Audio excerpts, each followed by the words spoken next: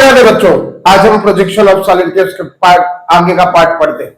हमने last class में देखा था एक स्क्वायर पिरामिड, कुछ एरिया बेस दिए, कुछ एक्सेस दिए, इस सब रखा। देखिए सबसे इंपॉर्टेंट चीज होती है रेस्टिंग कंडीशन। सॉलिड के क्वेश्चन में बच्चा अगर नहीं समझ पाता तो ये रेस्टिंग कंडीशन समझ पाता। एक स्क्वायर पिरामिड को चार तरीके से रखा जा सकता है। कॉर्नर ऑफ बेस पे रख सकते हैं, एज ऑफ बेस पे रखा जा सकता है, स्लैंट एज पे रखा जा सकता है, स्लैंट फेस पे रखा जा सकता है। क्या होगा आज हम क्वेश्चन को पूरा डिटेल में देखते हैं। या तो एचपी या ग्राउंड में रख सकते हैं, नहीं तो वीपी में रख सकते हैं। क्या करें? अब एक क्लास के दो स्टूडेंट थे, दोनों ने क्वेश्चन पढ़ा। देखो भाई स्क्वायर पिरामिड है, कुछ एज ऑफ बेस दिया, कुछ एक्सेस दिया, इसे रखना है। देखिए मैं आपको पूरा करके बताऊं। सबसे पहले आप एक्स वाई लाइन बनाओ। एक बच्चे ने एक्स वाई लाइन बनाई, एक उसका साथी था, उसने भी एक्स वाई लाइन। अब क्या करें? तो तीन सवाल पूछने, क्या, कहां और कैसे। क्या बनाना है? पहला सवाल true shape of the base. एक स्क्वायर पिरामिड, उसके बेस के हिसाब से उसे नाम दिया जाता है। पिरामिड्स को नाम उसके बेस के शेप के हिसाब से देते हैं। स्क्वायर पिरामिड है, इसका अर्थ उसका बेस स्क्वायर है। अब स्क्वायर पिरामिड में स्क्वायर बनाना, एज ऑफ बेस दिया 40 mm, एज ऑफ बेस कितनी है 40 mm। 40 mm का स्क्वायर कैसे बनाओ? तो एक बच्चे ने सोचा क्यों ना स्क्वायर ऐसा बना दे। अच्छा कहां? तो corner of base in HP. अगर सॉलिड का कोई भी हिस्सा एचपी ग्राउंड पे हो तो ट्रू शेप टॉप व्यू। उसने जज किया यार टॉप व्यू में बनाना, चलिए स्क्वायर बनाते हैं। 40 mm लिया, 40 mm यहां लिया, 40 mm यहां लिया और उसको ये क्या बना? ये बना स्क्वायर प्लेन। लेकिन इसे स्क्वायर पिरामिड बनाना, स्क्वायर पिरामिड बनाना है तो आपको ऐसे जोड़ना पड़ेगा। इसको आप इससे जोड़ दीजिए, इसको आप इससे जोड़ दीजिए। यहां आप लिखोगे ओ ऑब्लिक पी। अब एक दूसरा बच्चा और क्लास, उसने कहा स्क्वायर ही बनाना है, 40 साइड का स्क्वायर बनाना है। उससे पहले एक हॉरिजॉन्टल लाइन बनाई, एक पॉइंट मार्क करके 45 डिग्री इधर लिया, 45 डिग्री इधर लिया, 45 डिग्री लाइन यहां, 45 डिग्री की लाइन यहां, 40 mm यहां, 40 mm यहां, फिर 40 का आर्क लेके कट किया, 40 का आर्क लेके कट किया, इस कॉर्नर को जोड़ा, इस कॉर्नर को जोड़ा। A B C D axis O oblique. दोनों भी स्क्वायर है, दोनों भी 40 mm के, दोनों भी टॉप व्यू है। अब आगे बढ़ते हैं। जब आप एक किसी चीज का टॉप व्यू बना लेते हो ना, तो फिर आपको बनाना होता फ्रंट व्यू। देखिए सिस्टम में पहला diagram, first diagram top view में, तो सेकंड डायग्राम फ्रंट व्यू में, तीसरा डायग्राम फ्रंट व्यू में ही बने। जहां सेकंड बना वही थर्ड, और फोर्थ जो है थर्ड और फर्स्ट को मिला दो, फोर्थ अपने आप मिल जाएगा। इधर से थर्ड आएगा और इधर से फर्स्ट आएगा, फोर्थ अपने आप मिलेगा। चाहे आप स्क्वायर ऐसा रखिए, चाहे आप स्क्वायर ऐसा रखिए। स्क्वायर पिरामिड आपने यहां किया फर्स्ट, तो सेकंड यहां बनेगा। जहां सेकंड वहीं थर्ड, सेकंड फ्रंट व्यू यानी एक्स वाई लाइन के ऊपर, तो थर्ड भी फ्रंट व्यू यानी एक्स वाई लाइन के ऊपर, और फोर्थ फर्स्ट और थर्ड को मिला देने से मिलेगा यहां से थर्ड। इस तरीके से सीक्वेंस फॉलो करो। अब आप क्या करेंगे? तो एक बच्चे ने सबसे पहले स्क्वायर पिरामिड बना दिया टॉप व्यू में। अब उसे फ्रंट व्यू बनाना था, एक्स वाई लाइन के ऊपर, इसको ऊपर लेके गए, इसे ऊपर लेके गए, इसे ऊपर लेके गए। अब देखिए बी और ए, क्या नाम देना, नाम देने का तरीका आप यहां से देख रहे हो। अब जब यहां से देखते हो तो आपको बी दिखेगा, ए नहीं दिखेगा, तो लिखेंगे B dash oblique A dash. B के पीछे ए छुप जा रहा है दोनों नाम, इसलिए बी ऑब्लिक ए। यहां आप देखोगे तो सी दिखेगा, डी नहीं दिखेगा, C dash oblique D dash. फिर रहा सवाल यहां पे, तो नीचे आएगा पी डैश और बनेंगी एक्सिस, नाम आएगा ओ डैश,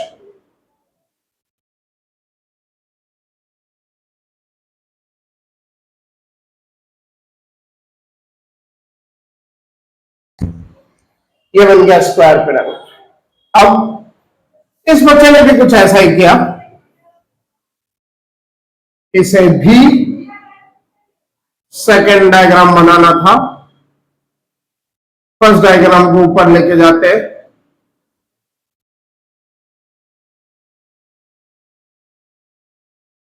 ए डैश, यहां से देखना है, यहां से देखने पे बी दिखेगा, नीचे बाद में उसके पी दिखेगा, फिर डी, बी के पीछे पी छुपा, उसके पीछे डी छुपा, और यहां आया सी डैश। लेकिन यहां बनाते वक्त डार्क लाइन बनानी है। बहुत सारे बच्चों को ये बात पता ही नहीं होती कि कब यहां पे एक्सेस बनती है और कब यहां पे एज बनती, स्लैंट एज। अब इस चीज को कैसे समझिए, देखिए मैं इसको बहुत ही बेसिक तरीके से बताता हूं आपको। स्क्वायर पिरामिड है,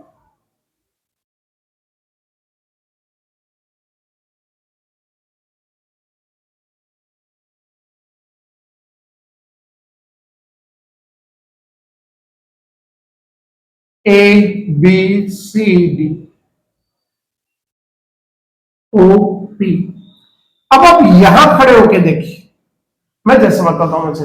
अब यहां खड़े होके देखोगे तो क्या हो, आपको ऐसा ट्रायंगल देखिए,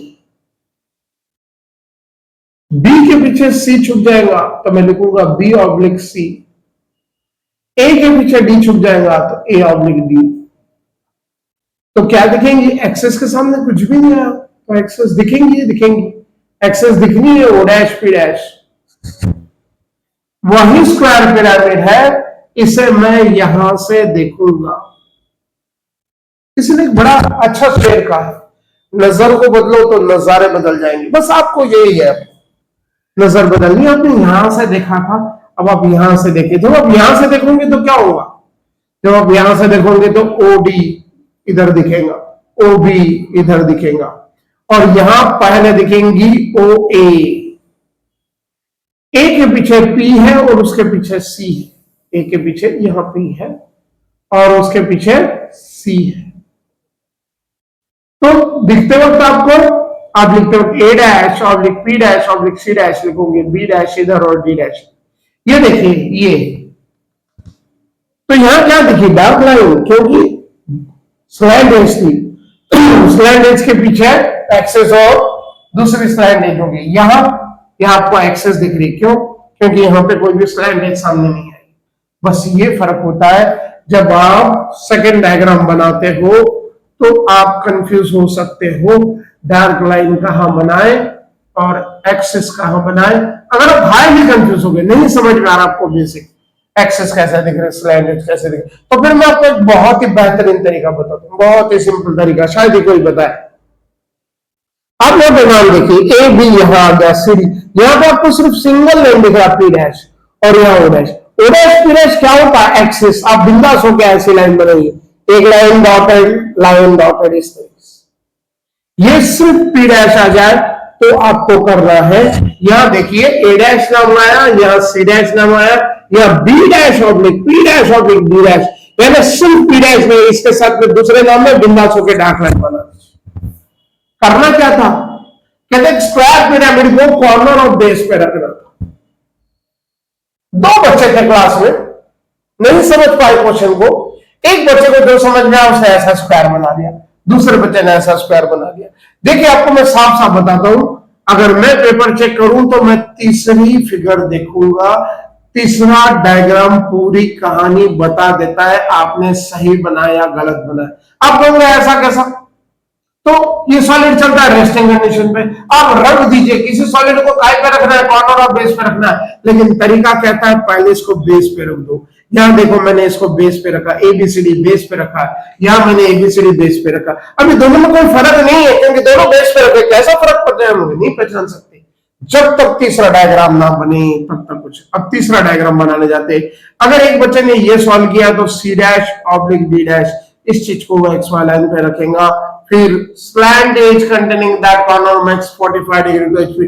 उसे कुछ नहीं समझ में आया तो ये तो समझ में आएगा कि 45 डिग्री का एंगल लेना है। यहां से बच्चा क्या करता है, 45 डिग्री की एंगल लेता है, ये 45 डिग्री का एंगल लेता, ये वाला डिस्टेंस लेके यहां मार्क करना होता बच्चों ओ डैश। अभी तो मैंने एक इंच बनाया, अब मुझे क्या बनाना है, अभी मुझे एक और लाइन बनानी बाकी है, सॉलिड कहां बना है, ये ओ डैश सी डैश बना है। अब ओ डैश और बी डैश, तो फिर कंपास में ये डिस्टेंस लिया, ओ डैश को सेंटर लेके एक आर्क कट किया, फिर कंपास में सी डैश बी डैश का डिस्टेंस लिया, सी डैश को रख के एक आर्क कट किया, बी डैश। अब आप इसको ज्वाइन कर दीजिए, अब ये हो गया पूरा सॉलिड। यानी मैंने यही सॉलिड फिर से बनाया। दोनों फर्क क्या है, ये बेस पे रखा है और ये बेस पे नहीं रखा है। कंपास में ये डिस्टेंस लेके यहां कट किया पी डैश। अब इस बच्चे ने भी ऐसा ही किया। इस बच्चे ने राइट हैंड साइड वाला जो भी पॉइंट था सी डैश यहां लिया, 45 डिग्री की लाइन बनाई,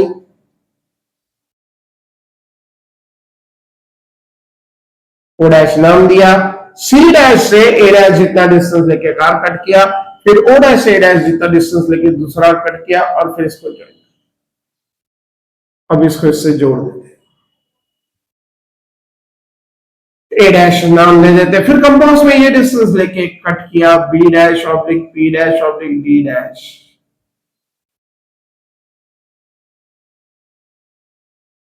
अब यहां पे मैंने गलती, यहां डार्क लाइन थी, एक्सिस बना दी। बहुत से लोग यही गलती करके आते।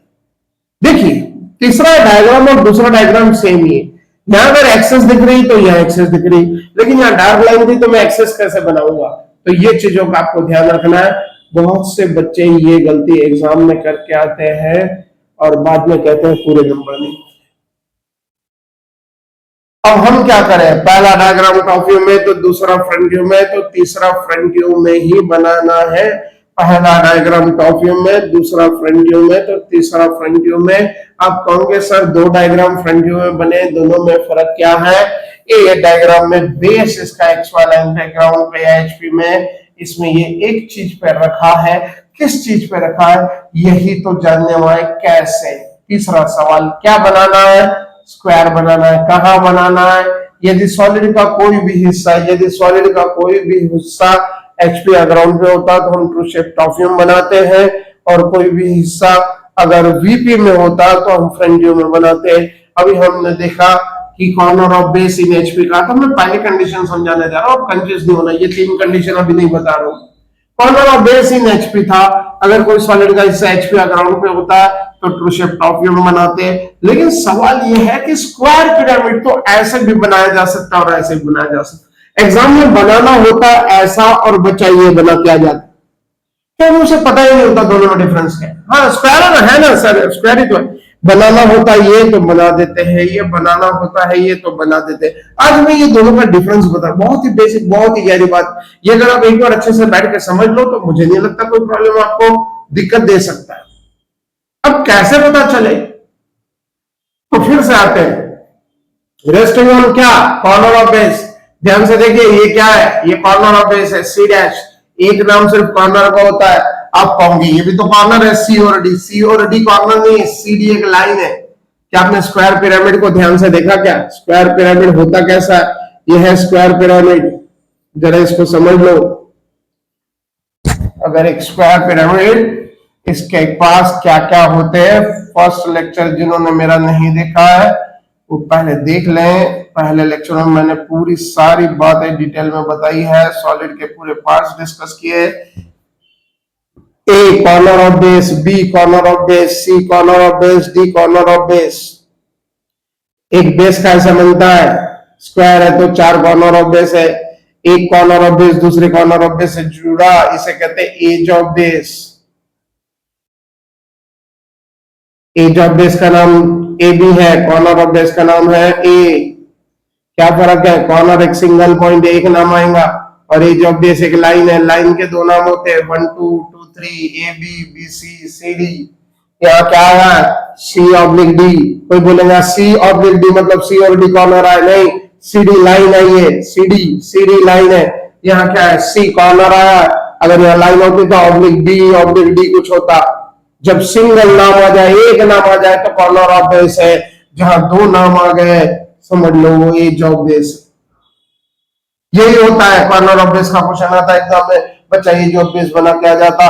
एज ऑफ बेस का क्वेश्चन होता है, कॉर्नर ऑफ बेस बना के आ जाता। मैं कहता हूं अगर आप सॉलिड का क्वेश्चन कर रहे हो तो अगर किसी चीज को अंडरलाइन करनी तो इसके अंडरलाइन कीजिए रेस्टिंग ऑन। अच्छा रखा है, बिना रखे क्वेश्चन नहीं बनेगा, तो किस चीज पे रखा ये तो देख ले प्यारे, किस चीज पे रखा, अच्छा कॉर्नर ऑफ बेस पे रखा, तो कॉर्नर ऑफ बेस लाएगा तो कॉर्नर ऑफ बेस पे रखेगा ना, पहले कॉर्नर ऑफ बेस तो लाओ। कॉर्नर ऑफ बेस कैसे लाना है, कॉर्नर अगर मैंने ऐसा स्क्वायर बनाया, ये राइट हैंड साइड की बात चल रही है, राइट हैंड साइड में देखिए यहाँ आई edge, edge of base, edge बोले तो एक लाइन है, यहाँ लाइन लाओगे तो यहाँ लाइन आएंगी, एज आएंगी तो यहाँ एज आएंगी, जो चीज यहाँ वही चीज यहाँ, वही चीज यहाँ। यहां मैंने क्या किया, मैंने 45 डिग्री बनाया तो कॉर्नर आया, कॉर्नर सी आया तो कॉर्नर सी डैश, कॉर्नर आया तो यहाँ कॉर्नर आया। अब दो ही तरीके से स्क्वायर बनाना, आपको चाहे ऐसा बनाओ चाहे ऐसा बनाओ। फिर आप कहोगे सर दोनों में क्या फर्क है, अरे फर्क है भाई, एज एक लाइन है, एक पॉइंट और एक लाइन सेम नहीं हो सकते कभी। तो अगर एग्जाम में ऐसा क्वेश्चन आ जाए, edge of base in HP, अगर edge of base in HP या ग्राउंड है तो भी ट्रू शेप टॉप व्यू में बनेगा, और corner of base in HP या ग्राउंड है तो भी ट्रू शेप टॉप व्यू में बनेगा। अब दोनों में फर्क क्या है, जब edge of base in HP कहेगा तो आप ऐसा स्क्वायर बनाओगे, जब corner of base in HP कहेगा तो आप ऐसा स्क्वायर बनाओगे। क्यों, अगर ये स्क्वायर ऐसा बनेगा तो ऊपर जाके एज आएंगी तो एज ऑफ बेस पे रखोगे। आपका मकसद तो ये तीसरा, अगर मैं पेपर चेक करने वाला हूं तो मैं यहां देखूंगा, देखिए मैं गोल कर रहा हूं, मैं यहां देखूंगा अच्छा एक्स वाई लाइन एचपी है, एचपी पे क्या रखा, सॉलिड का कौन सा हिस्सा रखा, सॉलिड का कौन सा हिस्सा एचपी में रखा है, C oblique D, C oblique D है, दो कॉर्नर नहीं, दो कॉर्नर को जोड़ने वाली लाइन सीडी है। अच्छा edge of base in HP, edge of base CD in HP, इसका क्या, एक दो में, एक दो क्या देखो, मैं सीधा सीधा तीन का ये देखूंगा, एक्स वाई लाइन एचपी या ग्राउंड क्या चीज रखा है, एचपी या ग्राउंड पे रखा है corner C, C dash a corner in HP, मतलब इस तरीके से चलता है। अब मैं पेपर से डरूं, मैं चाहता हूं फुल्ली कंफ्यूज हो जाए, मैं ये दोनों भी नहीं दूंगा, कॉर्नर ऑफ बेस दूंगा तो आपको समझ जाएगा, कॉर्नर लाना आप ऐसा बना लोगे, एज ऑफ बेस आप समझ जाओगे, edge of base line of base है, आप ऐसे लाइन बना लोगे। मैं इन दोनों को भी नहीं देना पसंद करूंगा, मैं दे दूंगा स्लैंट एज इन एचपी। अब स्लैंट एज से तो कॉर्नर ऑफ बेस और एज ऑफ बेस तो समझ में नहीं आ रही, फिर आप क्या करोगे, देखिए बहुत सीधी सी बात, सिर्फ बी को देखिए, बी एक कॉर्नर ऑफ बेस, इसको जब ओ से ज्वाइन करते इसे कहते हैं अपेक्स, बी को जब इस अपेक्स से ज्वाइन करते हैं तो ये होती है स्लैंट एज, ए को जब अपेक्स से ज्वाइन करते हैं तो ये होती है स्लैंट एज। यानी स्लैंट एज एक लाइन है, स्लैंट माने इंक्लाइन और एज यानी लाइन, ये इंक्लाइन लाइन बनी कौन से, लाइन है तो दो एंड होंगे, O B, O A, O C, O B, तो स्लैंट एज इन एचपी, जब कॉर्नर और बेस इन एचपी का, एचपी का है X Y line, X Y line पे आपको एक कॉर्नर लाना था, ये देखिए कॉर्नर लेके आए। अगर ऐसा क्वेश्चन आता slant edge in HP, slant edge लाओ तो सही तो फिर एचपी में रखोगे, तो यहां कॉर्नर रखा, यहां कॉर्नर लाए तब तो कॉर्नर को रखा, यहां कॉर्नर लाए, यहां कॉर्नर आए तो कॉर्नर पे रखा।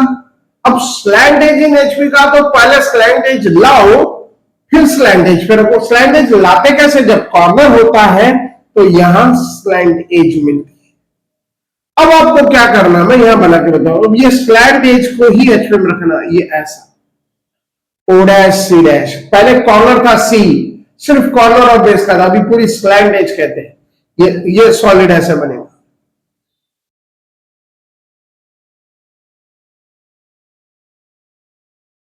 स्लैंट एज इन एचपी का। अब क्या करें, यहां देखिए स्लैंट फेस, बहुत से लोगों को तो स्लैंट एज, हाँ स्लैंट एज और स्लैंट फेस सेम नहीं है, स्लैंट इंक्लाइंड फेस, ये देखिए फेस ऐसा, आप कहोगे फेस कैसे लाए, जब आप एज ऑफ बेस रखते हो, एज ऑफ बेस, ये edge of base, edge of base से फेस आता, फेस कैसी है, इसका नाम ट्रायंगुलर फेस, इसे ट्रायंगुलर फेस भी कहा जाता है, इसे क्या कहते हैं, ट्रायंगुलर फेस। स्लैंट फेस या ट्रायंगुलर फेस जो होती है, इसमें एज ऑफ बेस आती है, जब आप एज ऑफ बेस लाओगे तो यहां क्या आएगी, स्लैंट फेस, अब क्या था, स्लैंट फेस इन एचपी, आप पहले इसको लाओ फिर इसको लाओ, फिर एक्स वाई लाइन पे पूरी स्लैंट फेस ही रख दो, C dash oblique D dash, ये इस तरीके से। ये बात आपके समझ में आई? देखिए बहुत सिंपल तरीके से आपको बता दूं, चार ही कंडीशन हो सकती है, corner of base, edge of base, slant edge और स्लैंट फेस। इस सॉलिड को अगर रखना है तो या तो कॉर्नर ऑफ बेस देगा, नहीं तो एज ऑफ बेस देगा, नहीं तो स्लैंट एज देगा, नहीं तो स्लैंट फेस देगा।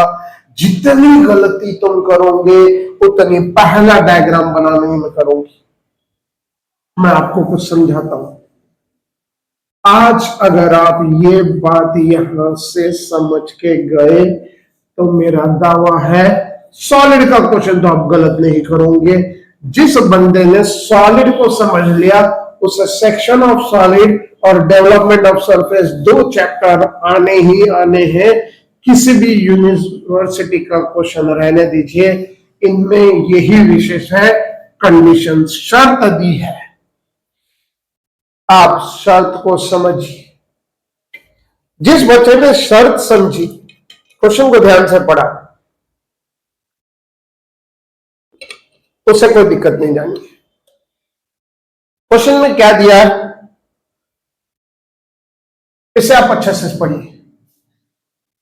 ये स्क्वायर पिरामिड, अगर यह पेंटागोनल पिरामिड होता तो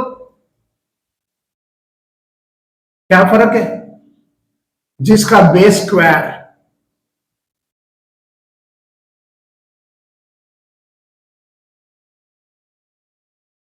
वो कहलाया स्क्वायर पिरामिड, जिसका बेस पेंटागोनल।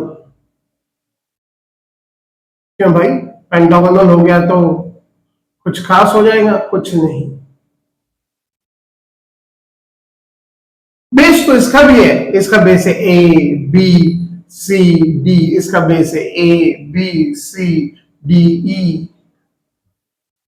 तो कॉर्नर ऑफ बेसिस के भी A B C D, corner of basis के भी A B C D E.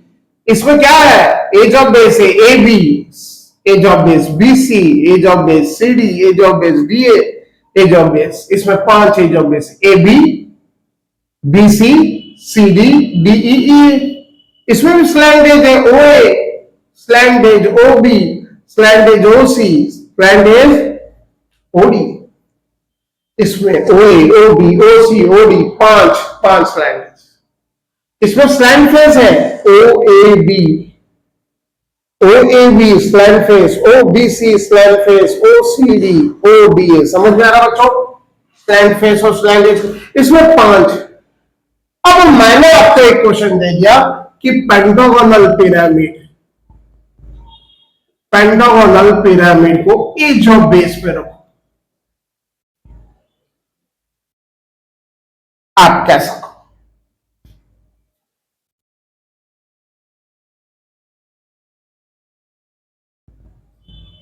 आप पेंटागन यहां बनाओ। पेंटागन कैसे बनाओ? पेंटागन बनाने का तरीका ध्यान से, सबसे पहले आप एक वर्टिकल लाइन, एक पॉइंट मार्क करो, एज ऑफ बेस मान लो 40 mm की सेम डायमेंशन है, एक पॉइंट मार्क करोगे ए, यहां से 40 mm की लाइन लोगे बी, सेट स्क्वायर लेके 108 का एंगल लो, 108 डिग्री 40 mm, इधर भी 108 डिग्री, कितना 40 mm, यहां से 40 का आर्क, यहां से 40 का आर्क, ये बन गया आपका रेगुलर पेंटागन। रेगुलर पेंटागन वो होता है जिसके पांचों साइड इक्वल होती है, सेम लेंथ की होती है और इनका इंक्लूडेड एंगल 108। फिर किसी बच्चे ने ऐसा पेंटागन बनाया,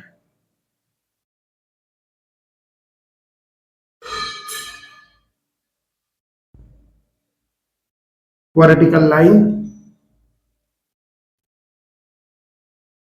पॉइंट मार्क किया, 40 mm लिया, 108 इधर लिया, 108 इधर लिया, 40 mm लिया, दोनों भी पेंटागन है। आगे की पोजीशन देखिए, ए बी का मिड पॉइंट लीजिए और एक फ्रेंड लाइन बनाइए। बी सी का मिड पॉइंट लो, सामने वाले कॉर्नर से जोड़ दो। ए बी का मिड पॉइंट लो, उसको सामने वाले कॉर्नर से जोड़ो। सी डी का मिड पॉइंट लो, सामने वाले कॉर्नर से जोड़ो, आपको सेंटर मिलेगा। सेंटर मिल जाने के बाद 5 कॉर्नर ही ज्वाइन होने चाहिए। 1 2 ये लाइन मिटा दीजिए, 3 ये लाइन मिटा दीजिए, 4 ये लाइन मिटा दीजिए, 5। कुछ बच्चे ध्यान नहीं देते। 8 स्लैंडेज बना के आते भाई, 5 कॉर्नर की 5 लाइन ही होंगी। ये तुमने सेंटर निकालने के लिए बनाया था ताकि ओ और पी को लोकेट कर सको। ऊपर लेके जाइए, इसको आप ऊपर लेके जाओगे, यहां एक्सेस बनाओ। बी यहां है, ए यहां है, B dash oblique A dash, C और ई है, C dash oblique D dash, E dash और डी डैश पी डैश। क्योंकि ये सिंगल पॉइंट था, हमारी बात हुई थी सिंगल पॉइंट पी डैश आ जाए, बिंदास हो के आप एक्सेस बना लो और जोड़ दो।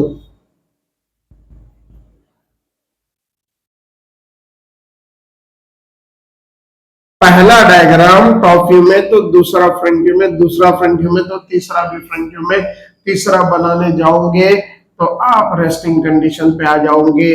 पहले आपने पूरा सॉलिड एक्स वाई लाइन पे यानी एचपी में यानी बेस पे रख दिया। अब आप इसको इस पे रखोगे डी डैश, क्योंकि राइट साइड में डी लिया, डी डैश आया।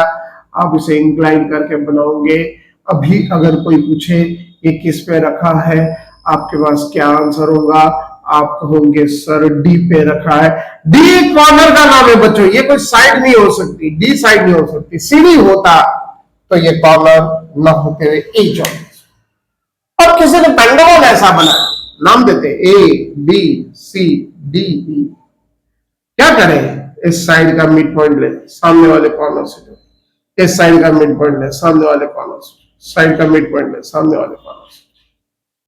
सेंटर मिल गया, उसके बाद आप कॉर्नर को ज्वाइन करो। इस कॉर्नर ही ज्वाइन होने चाहिए, बाकी कुछ भी ज्वाइन होना चाहिए।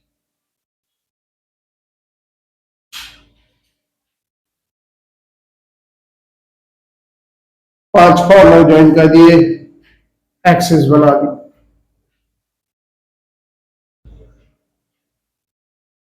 इन्हें ऊपर लेके गए, नाम देते वक्त ए है तो ए डैश आएगा। Front view, top view, same word P, P dash. Axis बनाई, इसको ज्वाइन किया, इसको ज्वाइन किया। पहला डायग्राम टॉप व्यू में, दूसरा फ्रंट व्यू में। अगर दूसरा फ्रंट व्यू बना तो तीसरा भी फ्रंट व्यू में ही बनेगा। तीसरा डायग्राम सबसे काम का होता है बच्चों। ये जो आपने रखा है सी डी यहां लिया तो सी डैश डी डैश यहां आया, अब सी डैश डी डैश यहां आया। अब आप सॉलिड को ऐसा इंक्लाइन कर दीजिए। किसी ने पूछा भाई सॉलिड बनाया? बोले हाँ बनाया। तीसरे डायग्राम में क्या रखा है एक्स वाई लाइन पे? आपका जवाब रहेगा सी ऑब्लिक डी को एक्स वाई लाइन पे रखा है। अगर मैंने क्वेश्चन का पेंटागोनल पिरामिड को एक जॉब बेस पे रखो, आपने अगर ये बनाया तो गलत हो जाएगा। क्यों? क्योंकि यहाँ कॉर्नर लाते हो, जब आप राइट हैंड साइड में यहाँ कॉर्नर लाते हो तो यहाँ कॉर्नर आता है। जो कॉर्नर यहाँ आता है वही थर्ड डायग्राम आता है, और थर्ड डायग्राम वाली चीज रेस्टिंग कंडीशन मानी जाती है, क्योंकि इसी में आप इसको रख रहे हो। एक पेंटागोनल पिरामिड को आपने कॉर्नर ऑफ बेस पे रखा, मैंने कंडीशन दी थी पेंटागोनल पिरामिड को एज ऑफ बेस पे रखना था। एज ऑफ बेस मैंने 2 नाम और कॉर्नर ऑफ बेस बोले तो 1 नाम, इसलिए मैंने यहाँ 2 नाम लाए। एज लाई तो एज आई यहाँ, यहाँ एज आई इसलिए यहाँ एज आई। यहाँ देखिए एज ऑफ बेस है। थर्ड डायग्राम से ये कैलकुलेट किया जाता है। इस तरीके से हम आगे बढ़ते हैं। मैं उम्मीद करता हूं, आशा करता हूं कि आपको ये समझ में आ रहा है। चौथा हमसे हमें डिसाइड करना होता है कि रेस्टिंग कंडीशन सेटिस्फाइड हो रही है। अब देखिए यही पेंटागोनल पिरामिड, यही पेंटागोनल पिरामिड का क्वेश्चन मैं अगर आपसे कहूं पेंटागोनल पिरामिड को स्लैंट फेस पे रखो तो आप क्या करोगे? अगर स्लैंट फेस पे रखना है तो स्लैंट फेस लाओगे तो स्लैंट फेस पे रखोगे। पहले स्लैंट फेस पे लाओ। अगर आप कॉर्नर ऑफ बेस पे रखते हो तो कॉर्नर से आपको स्लैंट फेस कभी नहीं मिलती, कॉर्नर से आपको स्लैंट एज मिलती। फिर आप कहोगे सर स्लैंट फेस कैसे ला? Edge of base, edge of base ऐसा करोगे तो यह आएगी स्लैंट फेस। एक बार आप स्लैंट फेस लेके आ गए तो फिर आपको स्लैंट फेस पे रखना। अब मान लो ये इसको ऐसा लिटा दो, ओ डैश को यहां, सी डैश डी डैश यहां, ये जितना डिस्टेंस है ये एक्स वाई लाइन पे स्लैंट फेस इन एचपी। अब आप सी डैश से ए डैश का डिस्टेंस लेंगे, सी डैश को सेंटर के आर्क कट करोगे, ओ डैश ए डैश का डिस्टेंस लोगे, ओ डैश को सेंटर के आर्क कट करोगे, और इस तरीके से ए डैश। फिर आप ये वाला डिस्टेंस लोगे, पी डैश यहां लाओगे, फिर ये वाला डिस्टेंस लोगे, जहां डार्क लाइन थी वहां डार्क लाइन, जहां एक्सिस थी वहां एक्सिस। यही पेंटागोनल पिरामिड अगर कहे स्लैंट एज पे रखना है। स्लैंट एज कैसे बनाओ? आप स्क्वायर पेंटागन ऐसा बनाओगे, राइट हैंड साइड में कॉर्नर लाओगे, या तो राइट हैंड साइड में कॉर्नर आएगा, नहीं तो राइट हैंड साइड में एज होगा। तीसरा डायग्राम बनेगा नहीं, तीसरा डायग्राम आपने सोचना ही नहीं। तो आपने अगर ऐसा लाया तो स्लैंट एज आएंगी। अब अगला कह रहा है स्लैंट एज इन एचपी लाओ, तो स्लैंट एज को एचपी में लाने के लिए आपको स्लैंट एज पे रखना पड़ेगा। ओ डैश यहाँ, डी डैश यहाँ, कंपास में ये डिस्टेंस लेके आर कट किया, ओ डैश बी डैश जितना डिस्टेंस लेके आर कट किया, इस तरीके से ये डिस्टेंस यहाँ, ये डिस्टेंस यहाँ। माने सबसे इंपॉर्टेंट चीज क्या है? Resting condition. आप क्वेश्चन जैसे स्टार्ट करके पढ़ना, देखिए मैं आपको बताता हूं। Square pyramid edge of base, square की जगह पेंटागोनल पिरामिड हो सकता है, पेंटागोनल की जगह हेक्सागोन हो सकता है। तीन ही पॉसिबिलिटी, या तो स्क्वायर पिरामिड आए, नहीं तो पेंटागोनल पिरामिड आए, नहीं तो हेक्सागोनल पिरामिड। इन तीनों पिरामिड को आप अच्छे से समझ। इन तीनों भी टाइप के पिरामिडों में चार चीजें होती हैं, इनके पार्ट्स। आप किसी भी पिरामिड को कॉर्नर ऑफ बेस पे रख सकते हैं, आप इसे एज ऑफ बेस पे रख सकते हैं, आप इसे स्लैंट एज पे रख सकते हैं, आप इसे स्लैंट फेस पे रख सकते हैं। क्वेश्चन बनाने वाला बिना शर्त के क्वेश्चन नहीं बना सकता। अगर मुझे एक हेक्सागोनल पिरामिड का क्वेश्चन बना तो मैं क्या लिखूं? Hexagonal pyramid, edge of base. Hexagon है तो उसका बेस हेक्सागोन है, तो साइड तो देनी पड़ी, उस साइड को edge of base. Edge of base 40 mm से 30 mm 25 mm। अगर एज ऑफ बेस दिया तो ये हाइट जो होती है एक्सेस, ये भी देनी होती है, axis 60 mm is resting on corner of base. ये क्वेश्चन बन गया। Hexagonal pyramid, edge of base so and so, axis so and so, resting on slant edge, ये क्वेश्चन बन गया। Resting on edge of base एक question हुआ, corner of base एक question हुआ, स्लैंट एज एक क्वेश्चन हुआ, स्लैंट फेस एक क्वेश्चन। मतलब एक ही पिरामिड है हेक्सागोन, चार तरीके से रखा जा सकता। उसी तरीके से पेंटागोन कर लीजिए, उसी तरीके से स्क्वायर। एक बार आप इस गणित को समझो, इस कैलकुलेशन को समझो, जिस चीज पर रखना है वो चीज पर रखोगे थर्ड डायग्राम। मतलब चेक करने वाला देखेगा तीसरे डायग्राम में क्या है, तीसरे डायग्राम में एक्स वाई लाइन पे क्या है, तीसरे डायग्राम में एक्स वाई लाइन पे ओ डैश डी डैश। अच्छा ओडी तो स्लैंट एज का नाम है, अच्छा slant edge OD X Y line पे, हाँ बराबर ठीक है। स्लैंट एज इन एचपी का क्वेश्चन है, वो तीसरा डायग्राम देखेगा चेक करने वाला। O dash C dash oblique D dash, OCD एक ट्रायंगल का नाम है, एक लाइन का नाम तो ओसी हो सकता है, नहीं तो ओडी हो सकता। ओसीडी ट्रायंगल का नाम है, ट्रायंगल के ही तीन नाम हो सकते, और ट्रायंगुलर फेस बोलो या स्लैंट फेस बोलो एक ही बात है। तो ये चेक करेगा, ये क्या चीज है? ओसीडी एक्स वाई लाइन पे एचपी में। अच्छा स्लैंट फेस, पेंटागोनल पिरामिड की स्लैंट फेस एचपी में, पेंटागोनल पिरामिड की स्लैंट एज एचपी में। अगर इसी जगह इसको ऐसा रख दिया होता पेंटागोनल पिरामिड को यहाँ पे डी डैश पे, तो चेक करने वाला देखता है अच्छा कॉर्नर ऑफ बेस x1 एन पे, corner of base in HP, अगर यही पेंटागन ऐसा रखा होता C dash oblique D dash, तो edge of base in HP होता। मतलब आपको जो पहला डायग्राम बना, अब पहला डायग्राम ऐसा बनाऊं कि ऐसा बनाऊं, ये कंफ्यूजन आता है। तो कॉर्नर कहे तो ऐसा बनाओ, एज ऑफ बेस कहे तो ऐसा बनाओ। चलिए दो बातें तो समझ गई।